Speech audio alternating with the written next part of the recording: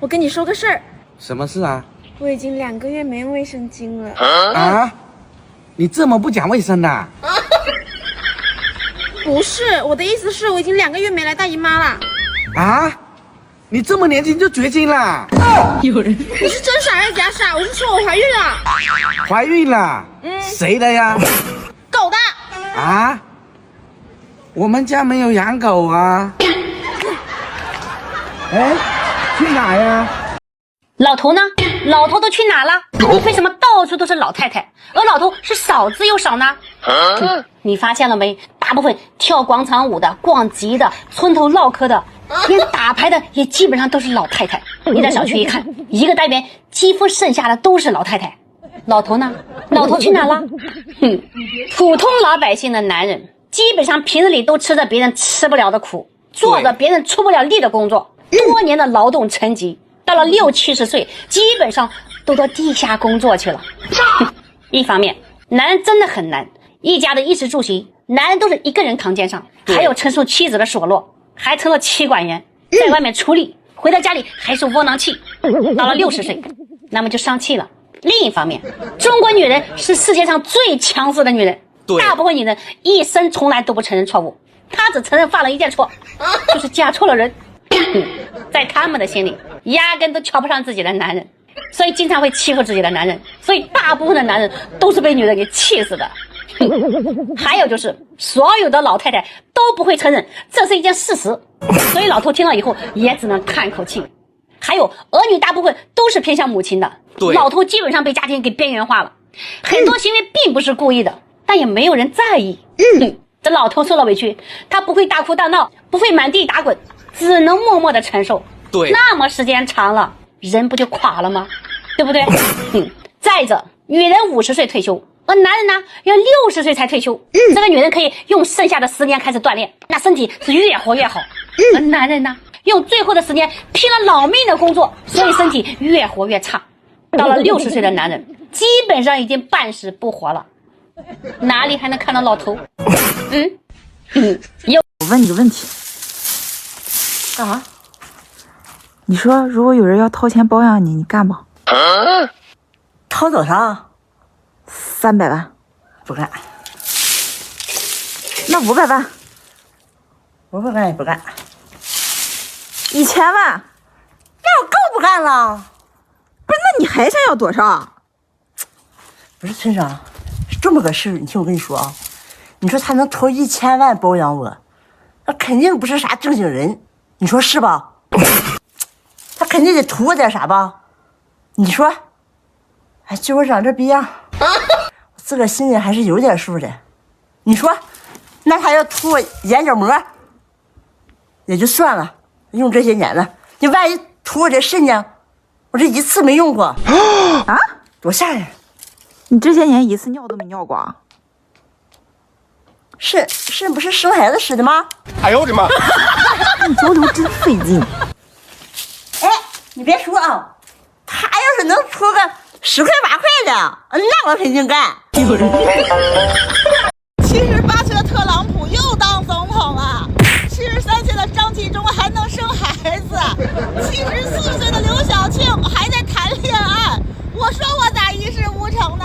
因为我还没到年纪呢，我还小着呢，这下我就放心了，不着急。哎呦我的妈！跟老公吵架有技巧，你俩只要一吵架，看他脸色再说话。他不发火，你使劲骂；他一发火，你就别说话。毕竟啊，这男人他力气大，万一捶你个2、3下，那想想后果是挺可怕。他发火你就笑，这是战术，要知道。他一抬手你就哭，我帮你吵架不会输。他强势你温柔，说服老公不用愁。他发脾气你就撒娇，这才是女人的必杀招。那有些姐妹啊，她都生气了你还骂啊，就算咱们心情再不顺，那吵架不也得讲分寸啊？他强你就弱，他退你就进。那他都急眼了你还进，那你俩噼里啪啦再打一顿，那只能说明啊你有点笨。所以要记住，吵架一定要讲分寸，只有这样你的婚姻才能一路顺。一个男人如果拿自己的照片做头像，他一定具备这6大特征，而且特别准。大家可以对号入座看一看。第一，他一定是一个坦坦荡荡、掏心掏肝对待身边人的人。第二，真名真姓真电话，他从来不做亏心事，也没有亏欠谁，半夜不怕鬼敲门。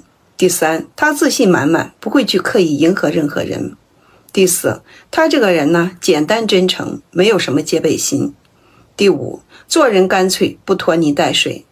第六，眼光毒辣，做任何一件事情呢，一看就懂，而且内心总替别人着想，担心别人找他的时候找不到。说的是你吗？时代在进步，少年追少妇，少女追大叔，中式大棚乱了四季，金钱乱了年纪，那可真是有钱人终成眷属，没钱人亲眼目睹。其实想想吧，男人有的时候也挺可怜的，心里的人不能带进门，枕边人又不能赶出门。有一天，心里人变成了枕边人，曾经的枕边人又变成了心里人。女人就更可悲了，做得了别人的心里人，就做不成枕边人。等到有一天终于熬成了枕边人，却再也不是心里人。都醒醒吧，现在掌控爱情的已经是财神了，月老已经下岗了。啥也不是。请问备胎为什么是圆的？因为方便滚。比备胎更难过的身份是什么？千斤顶，只是在换胎的时候用了一下。比千斤顶更难过的身份是什么？三脚架，只能远远的看着，还要提醒别人不要伤害他。那比三脚架更难过的身份是什么？灭火器，就放在角落，平时你见都见不到，出事了才能想到它。比灭火器更难过的身份是什么呢？是我，爆胎了，备胎不知道在哪儿，千斤顶不知道怎么用，三脚架不知道往哪放，灭火器不知道怎么喷。哎呦我的妈！小寡妇养了一条狗和一头驴，白天呢让驴干活，晚上让狗看家。一天半夜有人翻墙而过，狗看见了没吱声，反而闭上了眼睛。这驴看见有人进来了，就跟狗说：有人进来了，你咋不叫啊？这狗啊懒得搭理他，连眼都没抬一下。这驴急了呀，哇哇大叫，给主人报信。不一会儿，小寡妇拿了个棍子，气势汹汹的出来了，对着驴又打又骂：你半夜乱叫，耽误我睡觉，你再叫，明天把你给宰了。这驴一听，妈呀，吓得浑身哆嗦，马上闭上了嘴。这时候啊，狗对驴说：蠢驴，你以为半夜进来的都是贼呀？哎呦我的妈！难搞。玩里两个酒鬼喝多了，一个问另外一个：你哪儿的人呢？我山东的。老乡啊，我也山东的。干一个，你山东哪儿的呀？我济南的。这么巧，我也济南的。再整一个，你济南哪儿的呀？我八里洼的。我也是八里洼的。再走一个，你姓啥呀？我姓程。就没这么巧的事儿，我也姓程。把这瓶都干了。这时候烧烤店老板实在看不下去了，打电话说：喂，嫂子，你丈夫和你儿子在我这又喝多了，你快来看看吧。